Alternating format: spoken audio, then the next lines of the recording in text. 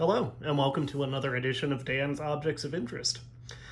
So, as far as the backstory for this episode goes, I was looking for a few things in my mom's garage the other week, and I actually found some of my old action figures.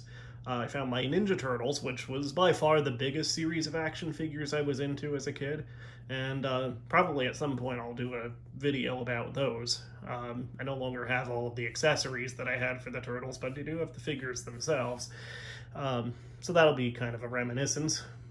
But I also found a slightly later series of figures that I collected, those being the 1994 Bandai Mega Man figures.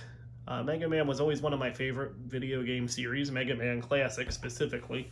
Never got quite as into the X series and Battle Network and things like that. That was all kind of after my time.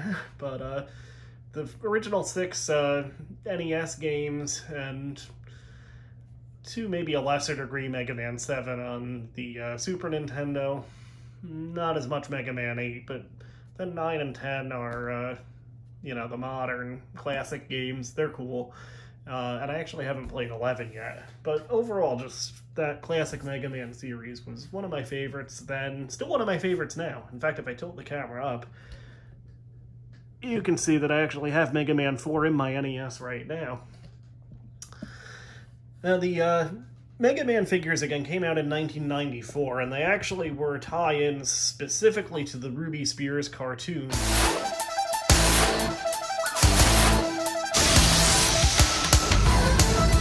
Fighting robot, Mega Man.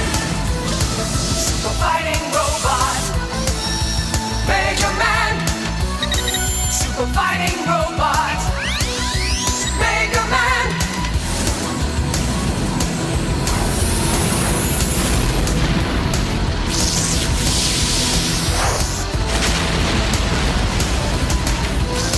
Super fighting robot. Fighting robot, Mega Man. Super fighting robot, Mega Man. Fighting to save the world.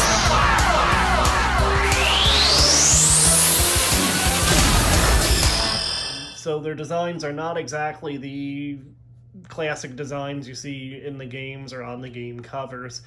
But that's what we had for Mega Man figures. I was 11 years old in '94. I was kind of aging out of action figures, but I still bought these, still played with them a little bit, maybe not as much overall as my Turtles figures. But they were cool. Again, it was awesome to have these figures of these already in 1994 classic characters. So I thought we'd take a quick look at the series of 5-inch action figures first. I'm Dr. Wily! My robots and I will control the world as soon as we get rid of that blue-dweeb Mega Man and his Robo-Dog Rush. Bomb Man, make sure they have a blast! What? Mega Man's taking over the bomb? Cut Man, watch out! Mega Man can use your own power against you just like that! Okay, Mega Man, can you stop Proto Man and Guts Man at the same time? I don't think so. Mega Man! Collect them all from Bandai! And of course, we might as well start with the man of the hour, Mega Man himself. Here he is. Again, these are the Ruby Spears cartoon depictions of the characters. So, a little different than, like, the game covers. Mega Man was maybe a little bit more depicted as a teenager in the show, more so than the more childlike version of him that we often get in, say, those terrible cutscenes in Mega Man 8. You can see the figure itself. Good sized figure, pretty sturdy, chunky design. He does have a lot of battle damage, as you can see. This seems to be a common problem with this line of figures, paint kind of chipping and wearing off. Just about every other copy of this figure I've seen, whether on eBay or in other people's videos about them, they all have varying degrees of paint chipping on Mega Man's chest. Mine has some on his back, too. It does also look like some of the plastic has aged better than others. You can see a few color differences in some of his blue parts. Now, the cool thing with Mega Man was that his arm actually came off, and theoretically, you could plug his Mega Buster into it. I can't fully demonstrate that, unfortunately, because in preparation for this video, I swapped his Mega Buster out with his arm, and when I pulled the Mega Buster off, well, it completely broke apart. So, unfortunately, you have to stick with his arm here. I'll have to see if I can find a replacement part for this, because I do want to keep these figures. But theoretically, this would be attached to his arm. It comes with this energy ball, I guess that's fully charged Mega Buster shot, that you can plug into it. And then you push the button, and of course, it launches. And all of the other Robot Master figures came with accessories for their weapons that had this same plug on the end. So, to show Mega Man copying their powers, as he's wont to do, you could place, say, well, Cutman's shears here into the Mega Buster and launch it as well. So, yeah, unfortunately, his Mega Buster is broken.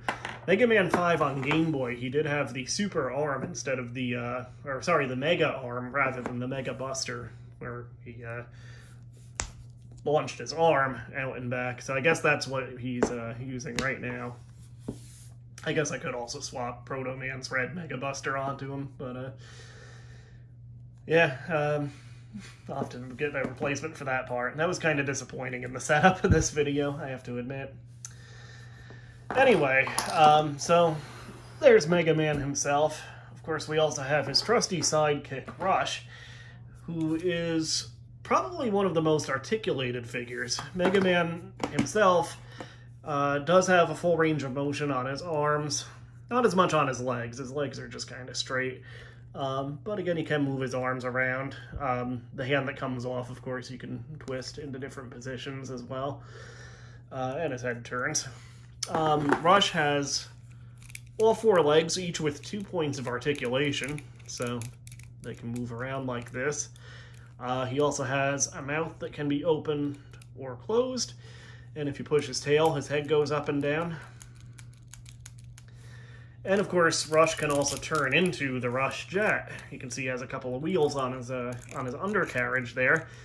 And if you fold up his legs like so, he has this rocket pack accessory that clips around his waist. There's a little thing there that's supposed to hold it in place, and sort of does. And then there's also pegs on his back. So, you can put Mega Man... Actually, he should probably go the other way around, but you can put Mega Man on Rush and have him ride into battle with that famous Rush Jet accessory. So, there you go. Pretend Mega Man has his Mega Buster out. And again, you can push him on the wheels, although it's probably more fun to make him, you know, fly around. Yeah, so Rush is probably the most interesting of the figures overall, just because of his range of motion and the fact that he can actually turn into an accessory for other figures. Again, probably the most interesting of the collection. Then lastly, on the good side, with an asterisk, of course, we have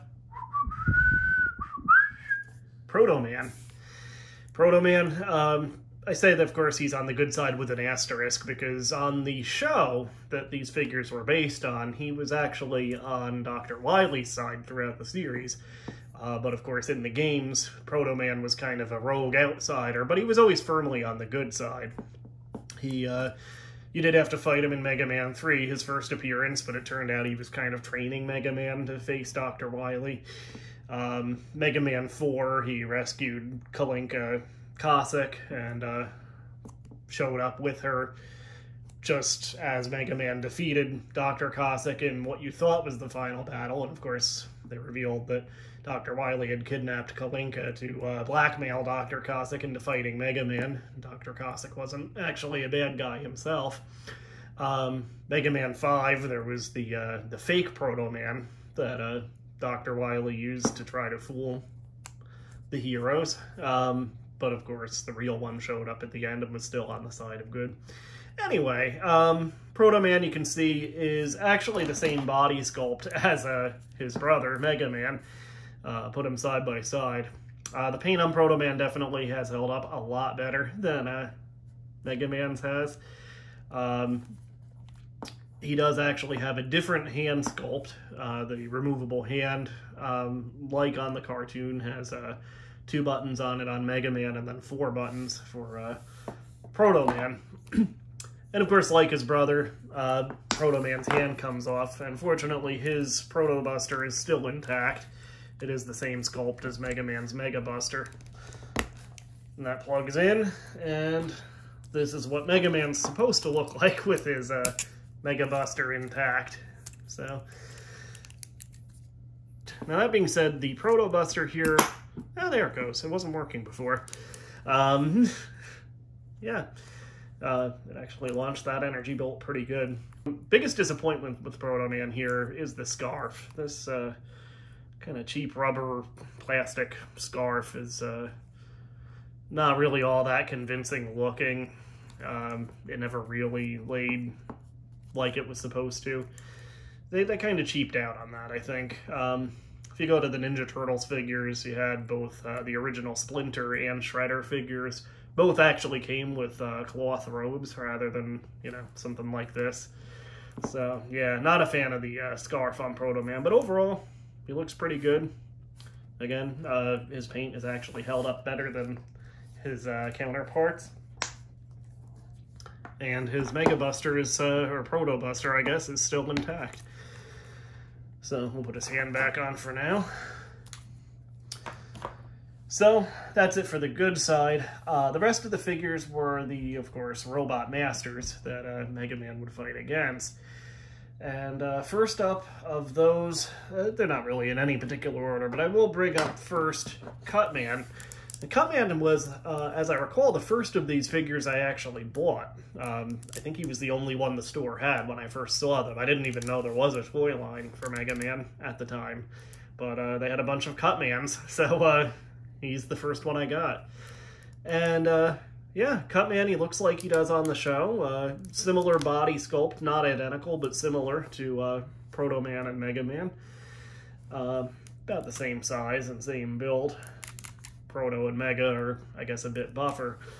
And Cut Man does have a removable left hand, although he doesn't really need to, since he doesn't have an arm cannon. Instead, of course, the rolling cutter originates from Cut Man's head, and indeed, his head does have a launcher.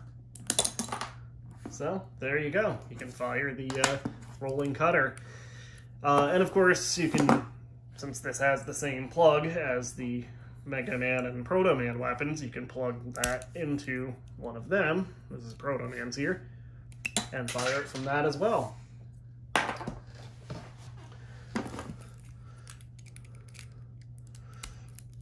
Cut Man is, I believe, also the only figure in this line that came with an extra weapon. He came with this larger pair of shears, kind of serrated shears, which do plug into his head or to the launchers of the other figures. But it also has these kind of handles, so I think he's supposed to actually hold this one, which he doesn't really. His fists don't quite go close enough together, and they're not quite the right size to hold it like that, but I think that's the idea they were going for. Neat idea. Not quite hitting the execution there. And of course you can put that into his launcher, although he looks a little silly with the larger scissors. Cut Man, of course, on the show, along with Guts Man, they were kind of the Rocksteady and Bebop. They were the two Robot Masters that were basically in every episode, and they were kind of the bumbling underlings of Dr. Wily and Proto Man. Also, Cut Man spoke like Peter Lorre, and spoke basically completely in scissor puns, as I recall. Going to trim your life, blue boy! One thing I did want to make note of, Here I have the Robot Master Field Guide. I just got this book last week. It's pretty cool. I did just want to point out the here's the official artwork of Cop Man. The show/action figure version does actually have a little bit more of a robotic looking mouth, and I think that's actually kind of cool. I like that element of the show/figure version of Cop Man over the original design. So, yeah. I actually remember when I bought this, we were going to the movies with, I think, my friend Sean. It was just me and my mom, I don't know. Or maybe my mom and my aunt. And I don't remember what movie it was, but yeah, I remember getting Cop Man and like opening him up and playing with him in the playing with him in the theater there while we were waiting for the movie to start. So, yeah, just cool to get again, already by 94, Mega Man 1 was 87, so he was already kind of a classic character at that point, but hadn't had a figure before then. Anyway, next up we have Bomb Man. Bomb Man has a different body type than the humanoid figures we've seen so far, looking much like he does in his Mega Man 1 artwork. Key difference being he, on the show and in the figure, has this kind of this beak-like mouth, or maybe like a Homer Simpson muzzle kind of thing going, which you did not have in the official artwork. I'll actually let me get Bomb Man in the field guide. There he is. He looks a little more like an emoji in the original artwork, so again, his facial features a little weird on the show and on the figure, but maybe that's not such a bad thing. Bomb Man has, once again, a removable left hand, but again, there's not really a specific reason for that. You could put his hand on somebody else if you wanted, but his main weapon, of course, is his bomb. Battle damage on his chest, nice little bomb with an orange wick. Jewel there, and he can throw it. So, button on his chest is light. Stand him up here. He has a lever on his back, which makes his arm move. Actually, not off of it. I think it's rubbing onto it from something else. Just going to the field guide. There we go. So we can hold the bomb. Guts Man pretty much looks like his hand. Throw the bomb. Some days you just can't get rid of a bomb in the show version, but notably, and of course the bomb also has this unique plug on the end. The Ruby Spears version of Guts Man, Mega Man's Mega Buster, or theoretically you could give it to Proto Man, or you could stick it in Cop Man's head to launch, I suppose, even though Cop Man has never been shown to be able to copy abilities like Mega Man or Proto Man. So yeah, Bomb Man, good action. The lever still works pretty well there. Then we have, as kind of a rounding out of the Series 1 of these figures, we have Guts Man. He was, again, along with Cop Man, kind of the other half of the Rocksteady and Bebop bumbling underlings duo on this, this show. Once again, his left arm comes off. That can actually work, because, of course, his weapon was the super arm, and even on the show, they show Proto Man, I think in the second episode, copying Guts Man's ability, and basically his arm grows to look like Guts Man. So you can use that to represent his power. In the commercials for these figures, Guts Man's accessory that he came with was apparently going to be like a brick block, but for whatever reason on the actual production version, they changed that to a fire hydrant. So, as you can probably guess, Guts Man can hold this fire hydrant. He has a lever on his back as well. And he can sorta, kinda throw the fire hydrant. It really doesn't work that well, unfortunately. His arms do go sort of up and down, but they're kind of directly connected to the lever, so there's not a lot of motion there. He really just kind of lifts it up and drops it for the most part. Yeah. Well, that fell before I even pushed the lever. Try it one more time. Yeah. So, for Guts Man, the actual action is a little disappointing, but the depiction of the character is cool. Again, solidly built figure.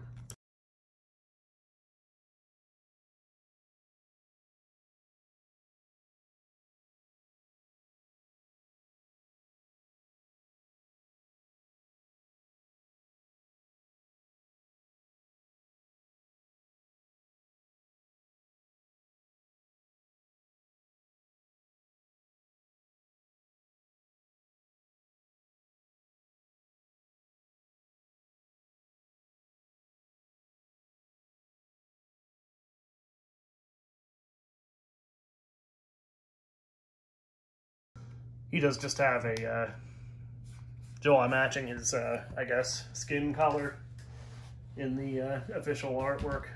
And I believe that's true. I'll have to play Mega Man 2 again, but the Guts Dozer in Mega Man 2, the, I think, third boss in the Wily Castle, I think also just has the same color of his skin jaw. The blue jaw, again, I think that kind of works. It does make him look a little like, a little more like a piece of industrial equipment, which is what he was supposed to be. So, yeah, I kind of like the designs of the cartoon version, even if they're not exactly what you usually see in the official artwork. Now, there was a second series of these figures as well, and in no particular order. The first of those I'll show is Electro Man. Electro Man, the first of the 4 Series 2 Mega Man figures, and also the last of the Robot Masters from the very first game to get one of these particular sized figures. He shares the same basic body type, not the same mold, but the same basic body shape and dimensions of Mega Man, Proto Man, and Cut Man. He also has his removable left arm, and like Mega and Proto Man, he does also have an arm cannon that you can replace it with, and that in turn comes with, I suppose, the best depiction they could come up with in plastic of the Thunder Beam, this lightning bolt here, which of course he can launch, and it can be launched from the other figures' arm cannons as well. Electro Man pretty ripped also. Yeah, another solid figure. Go to the field guide just for fun. I think he's pretty much the same. Yeah, there's not really much difference from the official version of Electro Man versus his show/figure counterpart. So yeah, a good one. I remember sometimes, for some reason, I guess because he did kind of have the similar build, sometimes I would actually have him be the sort of double agent. When I was playing with these, I would actually have him kind of end up on the side of Mega Man and Proto Man. So you could do like a 3 versus 3 or 3 versus 5 battle with the other figures that way. That had no basis on the show that I recall or anything, but yeah, sometimes I did have him team up with the good guys. Anyway, going in no particular, well, we'll go in the order of the games. How about that? Second of the Series 2 figures, and there were 4 in this series, is one of the more intimidating looking Robot Master figures, that being Snake Man. Probably a fan favorite character of Mega Man 3. He was the only Mega Man 3 character, unless you count Rush, who got one of these figures. Little bit of a different body type, actually similar dimensions overall to the Mega Man/Proto Man mold, but he does have these big shoulder pieces and somewhat thicker legs with the diamond kick pads on them. He also has this kind of elaborate snake head shaped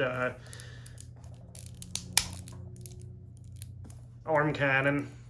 The snake tail on the back of his head does spin around also, so some pretty good articulation there. And he does also come with a search snake, which can be launched from his arm cannon. There you go. And that doesn't seem to want to work. So theoretically, his Search Snake can be launched from his arm cannon. And of course, can also be launched from that of the other characters. Keep doing the comparison thing here. Let's find Snake Man in the field guide and see how his design compares. So, he's obviously in a different pose. He's kind of in a slithering pose in the artwork they used in the field guide, but you can see big difference. His lower jaw is kind of part of the snake part of his mask in the show design, whereas he has a fully formed human face, humanoid face, I should say, in the official artwork. I don't think the official artwork had his eyes actually be snake eyes either. The snake helmet's eyes are a different shape. Overall similar enough. No real major changes made for the show. And again, definitely a cool looking figure. And a good choice of character too, to make one of these figures out of. And then the final two figures in this range are from Mega Man 4. First up we have Bright Man, who by far had one of the hardest stages of the 8 Robot Masters in Mega Man 4. I remember I got stuck for a long time as a kid on the part where I had to hop between the mechanical grasshoppers on the spikes. I can do it now every time, of course, but back then I had a lot of trouble with that. And of course those platforms, if you don't have the rush jet, there's those swinging platforms that you have to jump between. Those I actually do still have some trouble with if I don't have the rush jet active. Dustman was the other stage that gave me a lot of trouble as a kid. Anyway, Bright Man was on the show a few times. For some reason he talked like Ed Wynn. Because, you know, there's a reference kids in the 90s would get. It's Bright Man!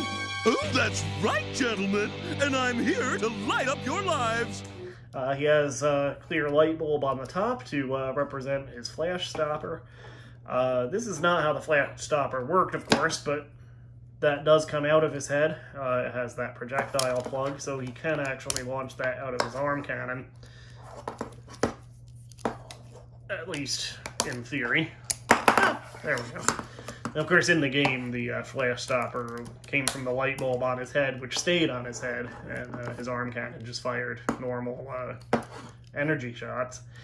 I think the biggest difference design-wise for Bright Man here, going to the field guide again, is in the official artwork, the official depiction. He actually has what looks like a battery in his chest, whereas the show design he has what's either a solar panel or mirrors on his chest in this kind of triangular shape.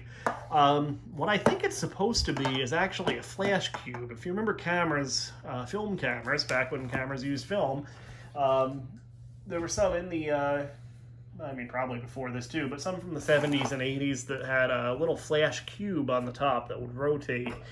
I think that's what they were called too, flash cubes. And then that's what the flash came from. So I kind of dig that. I like the show design for Bright Man overall. And then finally, in this line, we have Drill Man. Drill Man, drastically different body shape than I think all of the other figures. Probably the most intimidating looking of the figures overall. Not quite as posable, but you can actually move both of his arms. The left arm does come off for no real reason. Also, he can launch the drill bomb from his left arm, but not his right.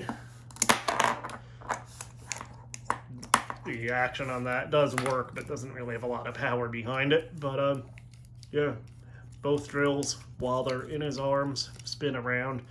The drill on his head does spin also. Yeah, very cool looking figure, Drill Man, I think. A nice design to end the series with. Unfortunately, that is the end of the series. Apparently, these figures didn't sell so well. The cartoon actually did really well. I think it was actually one of the highest rated Saturday morning cartoons of its time, but because the figures weren't selling, this is just the explanation as I understand it, because the figures weren't selling so well, Capcom and Bandai decided to cancel the show anyway, and canceled the rest of the toy line as well. The only other thing in the 5-inch figure range that I don't have, and I never did have it, there was a vehicle for Mega Man, which I don't think looked like anything from the game. I think it did come up on the show, since they were going to sell toys of it, obviously. But, yeah, the vehicle I don't remember ever even seeing in stores. I never had it. It's probably worth a fair amount. A lot of these figures are worth a fair amount if you at least are looking on eBay for them. And again, that vehicle, it was supposed to be for Mega Man to ride. I think Proto Man and Cut Man and Elect Man could fit in it as well. But yeah, that's it for the 5-inch figure range. That being said, there was actually a whole other range of figures that Bandai put out at the same time.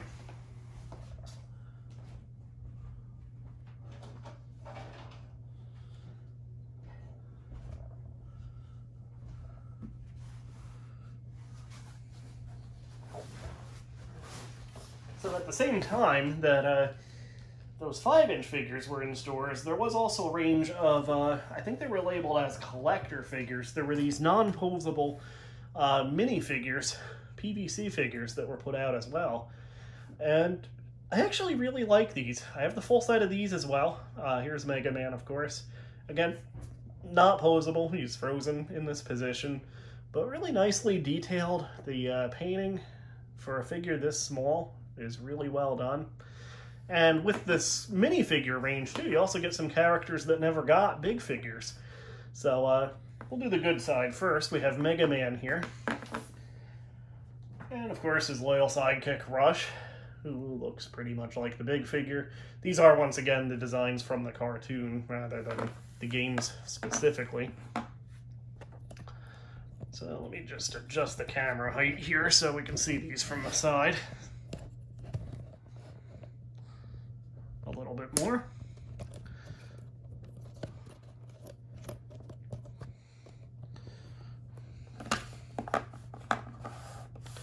So, yeah, Mega Man and Rush. Again, not posable. They're stuck in the poses they're in, but still look pretty cool.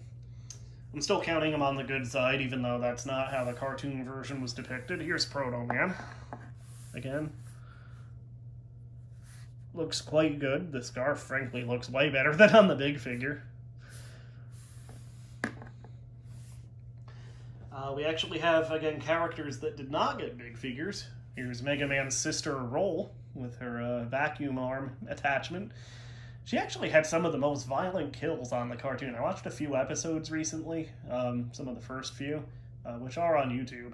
And yeah, it's like Mega Man, his Mega Buster shots in the show usually just temporarily incapacitate other robots. In, I think, the 3rd episode, Roll kills a robot, like a maid robot, or a makeup robot in a department store that had been reprogrammed by Dr. Wily. Roll kills this robot with her, it was actually her blender arm in that. She cuts the other robot in half and then pulls its skin off. It's like, I'll handle her. No, she's mine! Feeling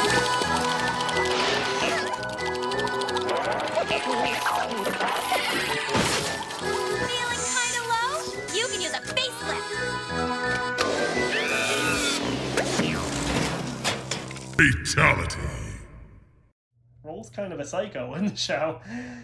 And of course, there's a lot of lame dialogue on the show where Mega Man doesn't want his sister to get involved in the dangerous situations, and she usually ends up saving him. It was a Saturday morning cartoon. But yeah, Roll, I don't think ever got another figure anywhere else that I'm aware of. Maybe she did in Japan, or maybe there's some newer toy line I'm not aware of that she had a figure in. And of course, she does have a different outfit than her depiction in the games, but yeah, still, it's a Roll figure. How often do you see that?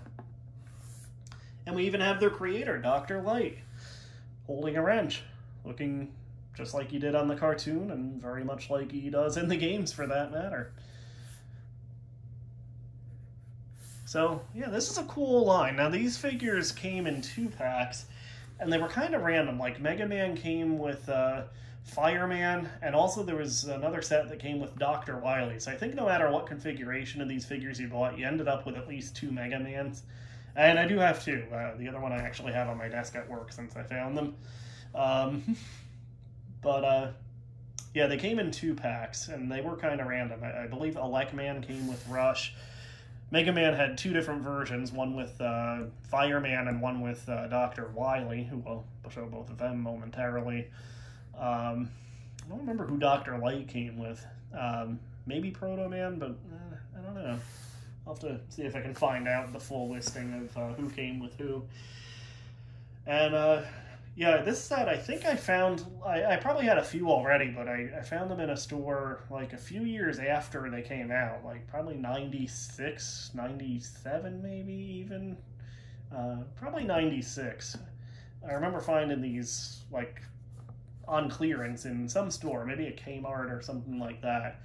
And I just like bought the rest of the set, whatever ones I didn't have, which was most of them. I bought in this one shot, and they were marked down to like $2, which I'm sure they sell for way more now. Anyway, going with the villains. First and foremost, we do indeed have a Dr. Wily figure. So here is the main villain of the series with kind of a, I guess it's a blaster, but it kind of looks like a drill gun or something like that. Kind of going with Dr. Light having the wrench. But yeah, a Dr. Wily figure. Cool to have, for sure. Then we have Cut Man and Guts Man. We have Bomb Man. And we're getting a little crowded here. I'll pick them up later. We'll do the villains all together here. So, Bomb Man, Cut Man. Here's Electro Man. And of course, those 4 figures did have 5-inch counterparts. They did have the big, fully posable figures. But of course, that's only 4 of the 6 Mega Man 1 bosses. This minifigure range had the other 2 also. So we do indeed have Iceman and Fireman. So, yeah, we get the full set of Mega Man 1 from this minifigure range. There's Fireman with his flame shooting out of his buster. Yeah, Iceman with his Arctic exploration suit. There's Electro Man. He's in kind of a dramatic pose. Bomb Man, I'll show again a little more close up, and Guts Man. So yeah, with these minifigures, they're not posable, but I always really like these, and a big part of that is that you just got the full range of Mega Man 1 characters. You had Wily himself, you had all 6 Robot Masters from the first game, and then again, you got characters like Dr. Light and Roll. How often do they get figures, you know? So, I have to admit, overall, I think I actually enjoy the minifigures even more than the big ones. Very cool, these little PVC figures. And these are the ones I actually have displayed in my game room currently. I'll have to reset it since I tore it down to show them, but I actually had a battle scene set up with all of these on my shelf, the good guys versus the bad guys. So yeah, I'll have to rebuild that. So anyway, hope you enjoyed this little reminiscence of action figures past.